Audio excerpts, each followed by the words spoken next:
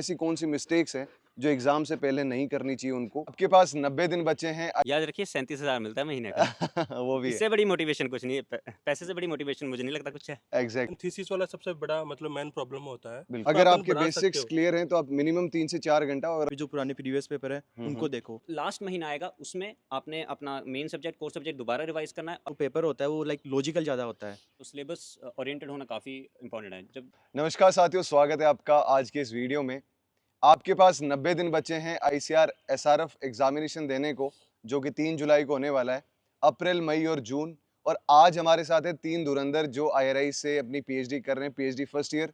तो हमने सोचा कि क्यों ना इनसे हम एक्सपीरियंस जानें कि इन्होंने आखिरी 3 महीनों में अपनी जर्नी कैसे अपनी पढ़ाई को कैसे मेंटेन किया, रिसर्च के साथ कैसे उन्होंने अपनी स्टडीज़ को मेंटेन किया, और इसी के बारे में इन डिटेल जानते हैं कि आपको क्या क्या चैलेंजेस फेस कर सकते हैं इन 3 महीनों में और उनको डील कैसे करना है to get a good college for PhD. तो स्वागत है सभी का आप लोगों का। सबसे पहले मेरे साथ है मुकेश सोइल साइंस से, अनिल एग्रोनॉमी से और शौर्य फ्लोरिकल्चर से। तो इनके बारे में जानते हैं। इनिशियली आप थोड़ा सा अपने बारे में इंट्रोडक्शन दे दीजिए। धन्यवाद सुधीर सर। मेरा नाम मुकेश कुमार यादव है और अभी करंट में मैं division of soil science IRI new Delhi में अभी एनरोल हुआ हूँ through SRF 2024। Anil. Thank you sir. मेरा नाम अनिल यादव है, मैं जयपुर का रहने वाला हूँ और अभी मैंने एसआरएफ में 4th रैंक ओवरऑल मतलब हासिल करी है और अभी मैं आईआरआई एग्रोनॉमी के अंदर पढ़ रहा हूँ। Thank you sir. मेरा नाम शौर्य शर्मा है, मैं हिमाचल से हूँ और मैं यहाँ पीएचडी फर्स्ट ईयर में फ्लोरिकल्चर लैंडस्केपिंग डिवीजन से हूँ। मेरी मास्टर्स भी आईआरआई से हुई थी। ओके। तो मुकेश, पहला क्वेश्चन आपसे कि जैसे अब 3 महीने बचे हैं, तो आपकी क्या माइंडसेट था जब आप लोग अपनी प्रिपरेशन कर रहे थे, और उस माइंडसेट में आपने कैसे स्टडी प्लान बनाया था कि मुझे इतने घंटे अब डिवोट करने ही हैं मुझे एसआरएफ की तैयारी के लिए? सर जैसे कि अभी एसआरएफ के 3 महीने ही बचे हैं, तो सर ये स्टूडेंट्स के लिए काफ़ी क्रूशियल टाइम होता है। कि सर इसमें अपने मतलब प्रिपरेशन के साथ अपनी थीसिस वर्क भी चलता है, एक्सपेरिमेंट भी चलता है और एकेडमिक वाला तो कंप्लीट हो चुका है, लेकिन थीसिस वाला सबसे बड़ा मतलब मेन प्रॉब्लम होता है। बिल्कुल। तो अपन थीसिस के साथ साथ अपन आरएसआरएफ की प्रिपरेशन कैसे कर सकते हैं, तो इसके लिए मैं ये कहना चाहूँगा कि जब थीसिस राइटिंग होती है तो उसमें कुछ चैप्टर होते हैं जो अपन पहले भी कर सकते हैं, जिनका मतलब इतना कोई लॉजिकल मतलब साइंटिफिकली इतना मतलब वो डीप में नहीं जाना पड़ता। सही है। जैसे इंट्रोडक्शन हो गया, मटेरियल मेथड्स हो गया, या अपन पहले और रिव्यू ऑफ लिटरेचर हो गया, या अपन पहले भी मतलब प्री वर्क इनका कर सकते हैं ताकि अपना टाइम बच जाए इन इन फॉर मतलब 2 and 3 months लास्ट के हमें। ठीक है। तो सर अपन अगर इन चैप्टर को अपन पहले कर ले तो अपन थोड़ा टाइम भी बच जाता है। और लास्ट के 3 महीने जैसे कुछ मतलब जैसे अपना बेसिक तो मोस्ट ऑफ द स्टूडेंट्स का बेसिक मतलब बेसिक फंडामेंटल जो भी होते हैं वो जीआरएफ के टाइम क्लियर हुआ होता है। कुछ स्टूडेंट्स का नहीं होता, लेकिन वो काफ़ी पहले से भी तैयारी कर रहे होते हैं। तो सर इस टाइम में अपने को मतलब थीसिस के साथ साथ रिसर्च के साथ साथ जो अपना एंड वर्क होता है उसके साथ साथ अपने को रिवीजन सबसे इम्पोर्टेंट होता है। ठीक है। रिवीजन जैसे कुछ मतलब अलग अलग सब फील्ड की अलग अलग रिवीजन बुक्स होती हैं, जैसे रेफरेंस बुक्स तो फंडामेंटल्स के लिए होती है, और रिवीजन बुक्स जो शॉर्ट टर्म्स के लिए अपन बार बार उनको रिवाइज कर सकते हैं ताकि अपने जो कंसेप्ट तो मतलब फंडामेंटल्स या मतलब एमएससी के टाइम या कुछ एमएससी के ड्यूरिंग अपन कोर्स रख चलते हैं सही बात है। उनके साथ साथ ही अपने क्लियर हो जाते हैं। लेकिन कुछ फैक्चुअल बातें होती हैं उनको बार बार अपने को रिवीजन करना होता है, तो उनके लिए कुछ बुक्स होती हैं उनको बार बार अपन रिवाइज करते रहो। तो आप और कितना टाइम डिवोट करते थे अपने पीएचडी इस समय? लास्ट के 3 महीनों से आपने कितना टाइम डिवोट करना शुरू कर दिया था? सर मतलब थीसिस मतलब जैसे मतलब अपने एमएससी राइटिंग के साथ साथ या थीसिस राइटिंग के साथ पर डे 3 to 4 hours, मतलब मतलब रात को या जब भी आपको टाइम मिले आपको ठीक है। 3 to 4 hours अपने आसार प्रिपरेशन को देना ही है। बस वो 3 से 4 घंटे में हो हाँ, तो जाएगा? वो बेसिक्स अगर आपके बेसिक क्लियर है, ठीक बेसिक है। फंडामेंटल या कंसेप्ट क्लियर है, तो मैं पर डे की बात कर रहा हूँ, आप इससे ज़्यादा भी कर सकते हैं। जब ऑब्वियसली। जैसे कभी संडे आ गया या हाँ, वीकेंड आ गया, उनको अगर अपन आपके बढ़ा सकते बेसिक्स हो। क्लियर हैं तो आप मिनिमम 3 से 4 घंटा, और अगर आपके बेसिक्स नहीं क्लियर हैं तो तो आपको थोड़ा बिल्कुल ज़्यादा टाइम ऑफिशियल देना बिल्कुल पड़ेगा। आप ऑफिशियल उसको ज़्यादा टाइम देना पड़ेगा, बिल्कुल। क्योंकि कंसेप्ट ज़रूरी है बिल्कुल। किसी भी चीज़ को मतलब एग्जाम की प्रिपरेशन के लिए। सबसे बेसिक जो फंडामेंटल हो कंसेप्ट वो ठीक। ज़रूरी है। अगर आपके कंसेप्ट मतलब क्लियर है तो आप 3 to 4 hours मान सकते हो पर डे, आप अपने एग्जाम को दे सकते हो ठीक है। विथ एमएससी थीसिस राइटिंग वगैरह जो भी है। ओके। अनिल, मैं आपसे जानना चाहूँगा कि अब जैसे 3 महीने बचे हैं तो आपको सीनियर्स बोलते हैं, आपको आपके बैचमेट्स बोलते हैं कि पीवाईक्यू सॉल्व करना स्टार्ट करो। Yes sir. पीवाईक्यूज़ का कितना इम्पोर्टेंस है आखिरी 3 महीनों में, और उसके बेसिस पे आप कैसे पैटर्न के हिसाब से अपना रिवीजन करते हो, उसके बारे में स्टूडेंट्स को थोड़ा बताओ।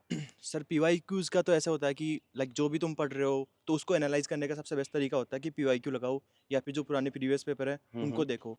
उनको जब सोल्व करते हैं तो पता लगता है कि हमें क्या आ रहा है और कितना हमें और पढ़ने की ज़रूरत है। तो लास्ट टाइम पे ये काफ़ी अच्छा रहता है कि ज़्यादा डीप में और कंसेप्ट में, मतलब नया कंसेप्ट बनने से अच्छा है कि तुम जो तुम्हारा ऑलरेडी कंसेप्ट बन चुके हैं उनको ही तुम बार बार उनके मतलब उनको देखो, उनको मेमोराइज करो, रिवाइज करो, तो वो ठीक रहता है। ओके, तो अनिल कैसे रिवाइज करते थे आप? मतलब आखिरी 90 दिनों में, 3 महीनों में आपकी रिवीजन स्ट्रेटजी क्या होती थी कि आप जो आपकी रेफरेंस बुक है उसको ज़्यादा ध्यान देते थे, या ऑब्जेक्टिव्स पे ज़्यादा ध्यान देते थे, या प्रैक्टिस मॉक टेस्ट वगैरह पे आगे थे? सर मैंने तो ज़्यादा लाइक पीवाईक्यूज ज़्यादा सोल्व नहीं करे थे, तो मैंने तो ओके, रेफरेंस बुक पे ही ज़्यादा ध्यान दिया था। ओके। तो सर लाइक ऐसा रब कैसा होता है कि जो पेपर होता है वो लाइक लॉजिकल ज़्यादा होता है, उसमें ज़्यादा कुछ ज़्यादा हमारे मतलब एग्रोनॉमी की बात करूँ स्पेसिफिकली तो ज़्यादा कंसेप्ट बेस्ट ज़्यादा अंदर नहीं जाता है। हुँ। तो लाइक सरफेस लेवल पे भी मतलब ठीक, जैसे कि जो भी रेफरेंस बुक होती है, हुँ, हुँ। जैसे कि हमारे एक RS मीना सर की बुक है, उसके अलावा जो सोसाइटी की 2 बुक है, टर्मिनोलॉजी एंड मॉडर्न कंसेप्ट्स, तो हुँ, आप इन पे ज़्यादा फोकस कीजिए हुँ, हुँ। क्योंकि इनसे सीधे-सीधे क्वेश्चन्स आते हैं। तो अगर आप कंसेप्ट जो बेसिक्स बुक हैं, उनके ऊपर लास्ट टाइम में रहेंगे, तो ओ मुझे लगता है वो ज़्यादा हेल्पफुल रहेगा। Okay, okay. तो सॉरी, आप फ्लोरीकल्चर से हैं, तो आप हमें ये बताइए कि जैसे कंप्लीट आपको सिलेबस पहले से पता था, आप आई होप कि पहले से बच्चे तैयारी भी कर रहे होंगे। अब 90 दिनों में आप उन सिलेबस के हिसाब से उनको कैसे अपनी स्ट्रेटेजी को रिवाइज़ करना चाहिए कि अब जैसे पुराने ऐसा होता है ना कि पीवाईक्यूज़ देख के हमें पता चल जाता है इस पोर्शन से ज़्यादा क्वेश्चन आ रहे हैं। बिल्कुल तो एक वो ट्रेंड पता करना और उसके हिसाब से कैसे तैयारी करनी है, वो थोड़ा-सा उस पे लाइट डालिए। तो सबसे पहले तो जैसे आपने पॉइंट दिया सिलेबस का, तो सिलेबस ओरिएंटेड होना काफ़ी इंपॉर्टेंट है। जब अगर पैटर्न देखा जाए तो 2019 से जो एनटीए जो एग्ज़ाम सेट कर रहा है, वो मोस्ट ऑफ द पेपर जो है वो सिलेबस ओरिएंटेड ही आ रहा है, मतलब जो भी सिलेबस में दिया है वही। एग्ज़ैक्टली। और दूसरा है कि पेपर पैटर्न आप एसआरएफ का देखें, किसी भी आप डिवीजन में देख ले तो वो 20-50-50 का रेशो है। हुँ, 50 आपका मेन सब्जेक्ट होगा जिसमें आप मास्टर्स कर रहे हैं, 50 आपका कोर सब्जेक्ट जिसमें जैसे मेरा फ्लोरिकल्चर था तो मेरा 50 मार्क्स का हॉर्टिकल्चर आएगा, जिसमें फ्रूट्स, वेजिटेबल, प्लांटेशन, स्पाइसेस अलग टॉपिक्स भी होंगे, और 20 जो है वो जनरल एग्रीकल्चर का है। तो हुँ। इसमें जो मेन जो पॉइंट इसमें दिखने वाला है कि आपको सभी पोर्शन को इक्वली वेटेज देनी है। फ्लोरिकल्चर तो आप पढ़ ही रहे हैं, वो एग्ज़ैक्टली। 2 साल 1.5 साल जो आपकी एमएससी होगी वो तो आपने जो मेन सब्जेक्ट है वो आपका पढ़ा ही होगा। मेन है आपका जो आपने जेरेफ लेवल पे तैयारी की है, जैसे मेरा हॉर्टिकल्चर था तो उस हॉर्टिकल्चर पोर्शन को भी मैं आगे कैरी फॉरवर्ड करूँ, राइट। क्योंकि उसमें जो आप क्वेश्चंस देखें, जो 50 क्वेश्चंस है वो डेप्थ इन डेप्थ नहीं पूछे जाएंगे। जो आपका मेन सब्जेक्ट है उसमें आप इन डेप्थ आपका कंसेप्ट वगैरह चेक हो सकता है, लेकिन वो है वो थोड़ा वाइड होगा। मतलब आपके जैसे हमारी क्रॉप्स वगैरह होती है काफ़ी, तो वो मेडिसिनल प्लांटेशन माइनर क्रॉप से भी क्वेश्चंस आ सकते हैं, तो उसमें इन डेप्थ नहीं आएगा। कई बार नॉर्मल क्रोमोसोम नंबर पूछ लिया जाता है, कई बार साइंटिफिक नेम ही पूछे जाए, तो आप हॉर्टिकल्चर पोर्शन को भी जो आपका जेएरएफ का सिलेबस था उसके अकॉर्डिंग करें। और जो फर्स्ट 20 क्वेश्चन जो कि मैक्सिमम स्टूडेंट्स का थोड़ा रहता है कि कहाँ से आएगा, क्योंकि वो काफ़ी वाइड है। कई बार जनरल एग्रीकल्चर पूछ लेते हैं, कई बार हुँ, वो इकोनॉमिक्स वाली साइड को हो जाते हैं, कई बार इवन हिस्ट्री और नॉर्मल जीके के क्वेश्चन आ जाते हैं। तो उसके लिए ज़्यादा डरने की बात नहीं होती। तो 20 क्वेश्चन में ऐसा होता है कि हर बार 4 या 5 क्वेश्चन ऐसा होता है जो हर बच्चा कर सकता है। हुँ। आपकी जो मेरिट सेट करेगा वो यही क्वेश्चन सेट करेंगे। अगर एग्ज़ैक्टली। 4-5 क्वेश्चंस में से आप 4-5 और ठीक कर सकते हैं, तो हुँ, इसके लिए आप क्या करें, जैसे आप जनरल एग्रीकल्चर के क्वेश्चंस जो आपके मेन जैसे एग्रोनॉमी है, जैसे एग्रोनॉमी पढ़ लिया, या बेसिक एग्रीकल्चर कोई भी टॉपिक्स है, जैसे इकोनॉमिक्स के क्वेश्चंस काफ़ी पूछे जाते थे पिछले 2-3 साल से। पिछले साल जो हमारा क्वेश्चन आया था उसमें पेस्ट मैनेजमेंट और डिसीज़ मैनेजमेंट पे क्वेश्चंस काफ़ी आए थे। हुँ। तो आप कोशिश करें आप जितना कवर कर सकते हैं उन 20 क्वेश्चंस को भी इंपॉर्टेंट दें, और मतलब वो आपके जो 30-40 मार्क्स जितने भी आपके बनते हैं वो आपके एडेड एडवांटेज ही होंगे। सॉरी, आपने बहुत अच्छी एक बात निकाली कि मल्टी डिसिप्लिनरी होना पड़ेगा एट लास्ट, क्योंकि जो 20-50-50 का रेशियो है, और जिसे जो आपका एनआरएम जैसे हॉर्टिकल्चर का सेक्शन है, आपके लिए एनआरएम का सेक्शन है, आपके लिए भी एनआरएम का सेक्शन है एग्रो और सॉइल के लिए। तो उसमें आपको सारे डिसिप्लिन्स पढ़ने पड़ेंगे, जैसे वाटर साइंस हो गया, agri chemicals, agronomy, soil science, आपके लिए सारे जो हॉर्टिकल्चर के सब्जेक्ट्स हैं।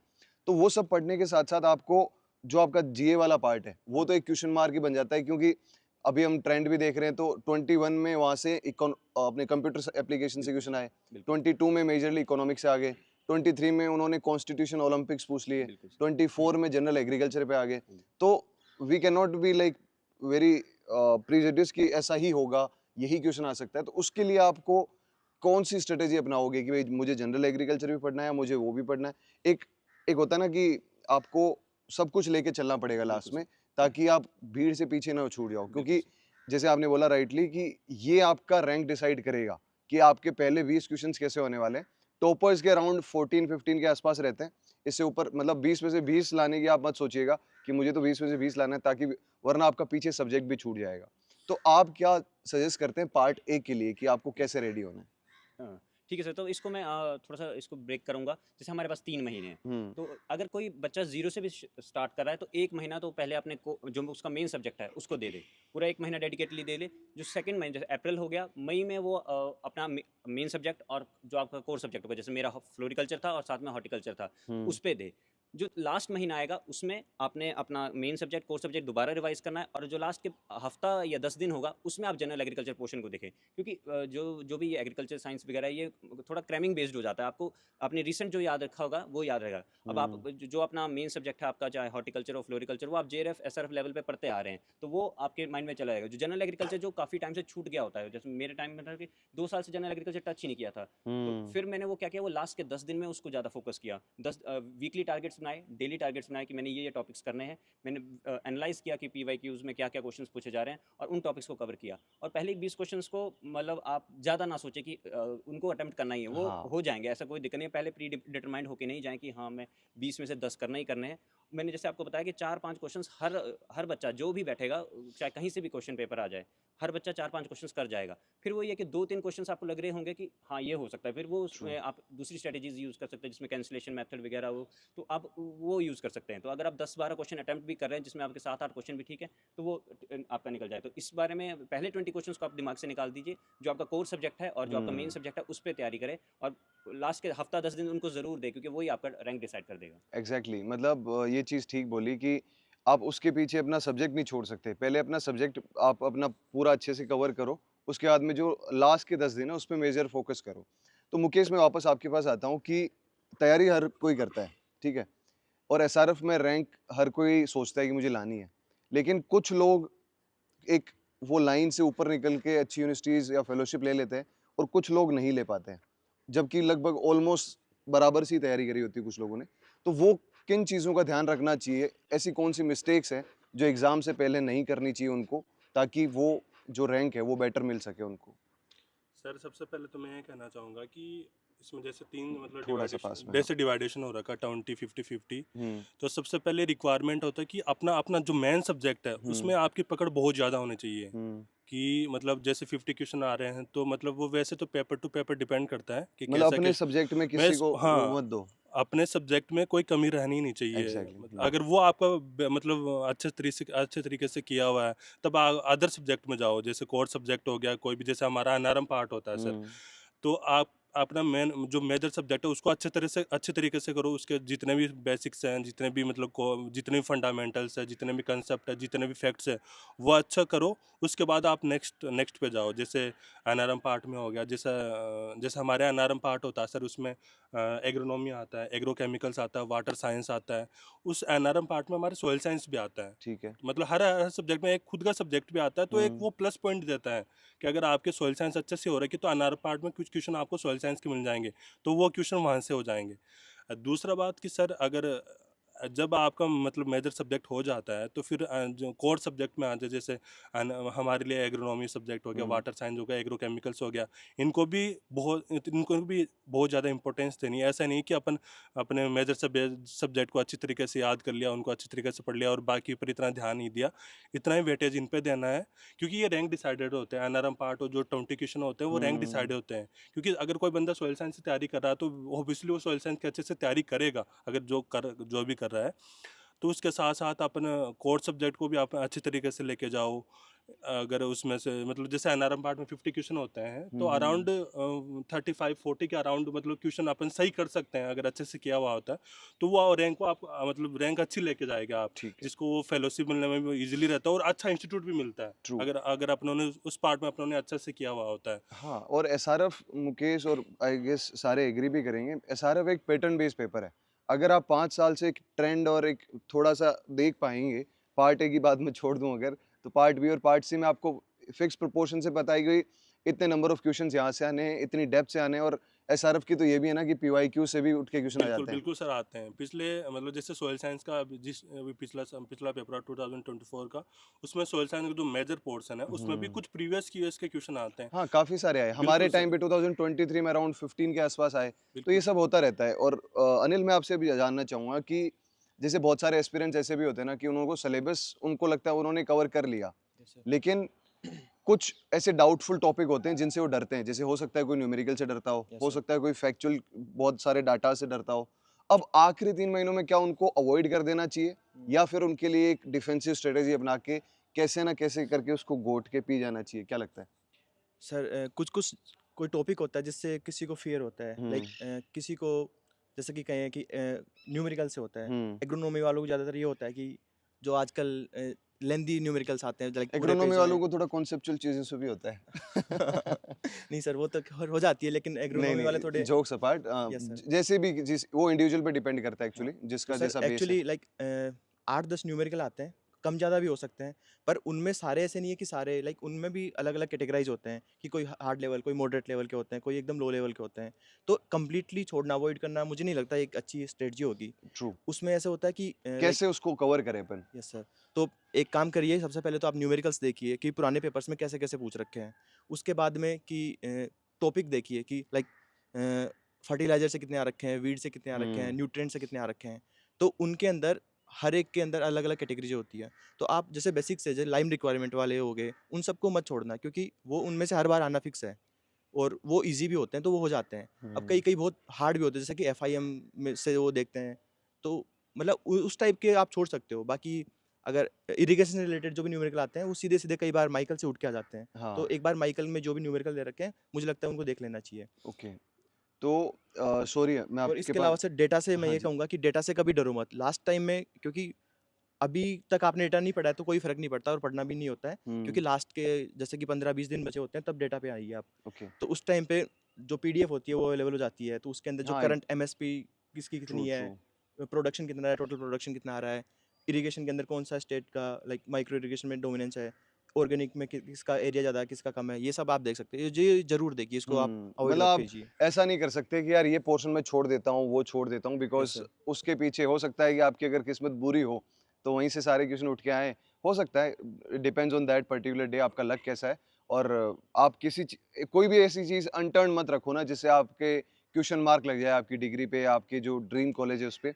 तो आई होप दैट मुकेश आप कुछ बोलना चाहते हैं? सर मैं इसमें थोड़ा ऐड करना चाहूँगा, जैसे डाटा हुँ, वाला सीन है, तो मैं इसमें ये बोलना चाहूँगा कि जब आप रेफरेंस बुक्स पढ़ते हो ना, तो हर चैप्टर में कुछ ना कुछ फिक्स डाटा होता है या जो फैक्चुअल डाटा होता है जिनको अपने को याद करना होता है। हुँ, जब आप रेफरेंस बुक पढ़ते हो तो जैसे कोई फर्स्ट चैप्टर हो गया, सेकंड चैप्टर हो गया, तो एक मतलब नोटबुक लो या स्टिकी नोट्स या कुछ भी लो।